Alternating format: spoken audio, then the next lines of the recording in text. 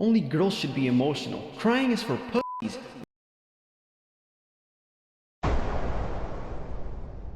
This is the lesson many young men grow up hearing, that they shouldn't allow themselves to feel things, and if they do, they definitely shouldn't share it with the world. Doing so means you're not truly masculine, you're ladylike, you're not man enough. People don't want to hear about how you feel or the things you care about or whatever's really going on inside your head. You're a man, suck it up. Young men hear this stuff so much that eventually they listen. They decide that their best move is to set vulnerability aside. Feelings are tucked away, emotional reactions are replaced with stoic facial expressions, dreams and desires are bottled up and kept secret. This is the way to be a real man, an alpha, a sigma, whatever other Greek letter is used to describe peak masculinity these days. This is how you achieve it. Except that, no, it's not. We've all been conditioned into thinking that being vulnerable makes us weak, makes us less than, but have you ever tried being vulnerable? It's hard as shit, and we're always being told that we need to do hard things, so vulnerability should be one of those things. And that's what this video is about. It's a lesson for young men on why they should find the courage to be vulnerable. So to start, I want to talk about this idea that vulnerability somehow makes you less of a man. I think that if we were to define manhood, apart from being an adult male person, it would be the state of being true to oneself no matter what others think. Of course, that's just my opinion, but I think it's a great definition. If that state involves being vulnerable and being emotional, then so be it. Embrace your truth. Don't allow society or your peers to dictate what you can or can't do. Don't let them tell you how you should think or feel or act. You're a man. You get to decide how that's defined, not the world, and choosing what feels right to you makes you more of a man than any traditional masculine quality. Let me give you an example of this in real life though. One of my all-time favorite authors is Charles Bukowski, and he's your old school, never gave a fuck, probably never will version of what people call a man's man. He was a womanizer, a chain smoker, a heavy drinker. He would spend his days doing whatever he wanted to and not giving a shit what anybody thought. Then he would spend his nights writing about all the debauchery he'd just been up to. And sure, he may have been kind of a degenerate and a loser for most of his life, but he recognized that and he didn't try to hide from it. He was a man about it. But aside from that, Charles Bukowski was also a deeply vulnerable man, which is something you wouldn't normally associate with him, so let me explain. Much of Bukowski's work was semi-autobiographical in nature, meaning it was based on or directly inspired by his actual life. His writing often included feelings of anger, loneliness, and heartbreak. He talked about his struggles with alcoholism, poverty, and insecurities.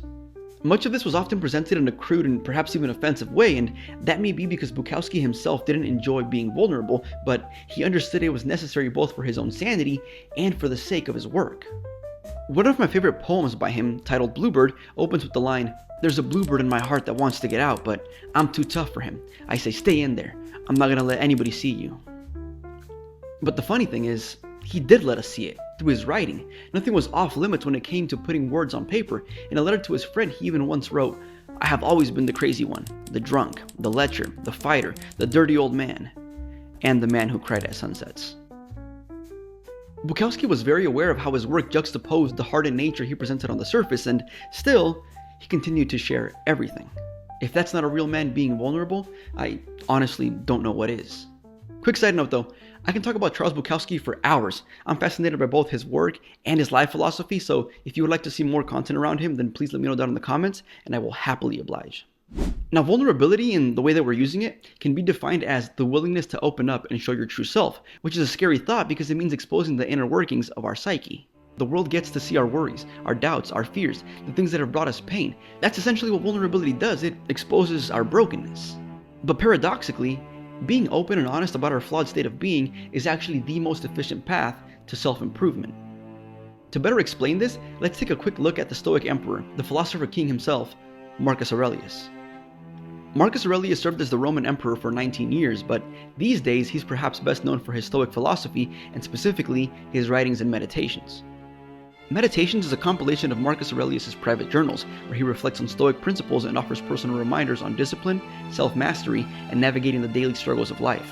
But pay close attention to how he describes the book.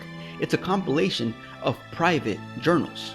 The emperor never intended these writings to be published. They were deeply personal journal entries. They were notes he was writing for himself to help him navigate his own struggles and retain his composure in a world full of chaos. Marcus Aurelius was emperor during one of the darkest times in Roman history. The empire was constantly under attack due to the Marcomannic Wars. The Antonine Plague killed roughly 10% of the population, and the combination of the two had a huge toll on the economy. Marcus Aurelius kept these journals to maintain his sanity and his ability to lead throughout all of these struggles. Thus, One of the greatest works in philosophy and self-improvement was born out of a man who, under the impression that it would remain private, found the courage to be completely vulnerable with his pen and paper. Now, I can't talk about vulnerability without talking about it in relation to relationships and love. Earlier I mentioned that when we allow ourselves to be vulnerable, we allow the world to see all of our fears, flaws, and doubts, and that makes us afraid of being judged by the world. This fear is never more prevalent than when it comes to love. Oftentimes we're afraid that if we let our significant others into our lives in that way, they too will realize how broken we really are. They'll realize that we're too damaged to be with, that we're unlovable. But that's a load of bullshit, because vulnerability is the language of love. Up until now, we've been operating under the definition that vulnerability means showing your inner self, but it can also mean exposing yourself to risk. Love requires both.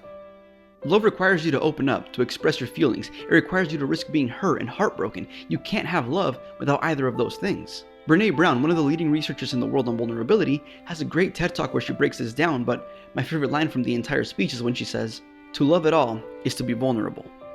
You'll never form a true connection without first opening up to it. You'll never find the one if you can't risk getting heartbroken, and you'll never find love without vulnerability. Okay, so if you allow me to be vulnerable with you all for a quick second. The reason I'm making this video is because I've struggled with vulnerability for a long time. My wife will tell you that it's not always easy to get me to talk about things that are bothering me or the emotions that I'm feeling, but I'm working on it. And that's where you come in, because honestly, this channel has been a huge help. These videos are all things that I'm sort of working through or that I'm trying to understand better. Some of the fears that I talk about are fears that I myself have. I don't know if it's because I'm talking to a camera or because I'm first writing all these things down, but this channel has allowed me to be vulnerable with you all, a little indirectly through this screen, of course, but I've noticed that this ability to be vulnerable has also translated into my day-to-day life. Now I'll have to ask my wife to see if she's noticed, but the way I see it, I've definitely made some improvements, and for that, I'll forever be grateful to each and every single one of you. Many of the greatest moments in my life have come as a result of being vulnerable, so this week I want to encourage you all to go out and just try to be a little bit more vulnerable in some way. Whether it's in conversation with loved ones or in written form like Marcus Aurelius and Charles Bukowski, just practice a little vulnerability in your life. Shoot, if you're feeling brave enough, be vulnerable in the comments. I honestly really love reading those. But for now, thank you for watching. Don't forget to hit that subscribe button, and as always, I'll catch you in the next one. Peace.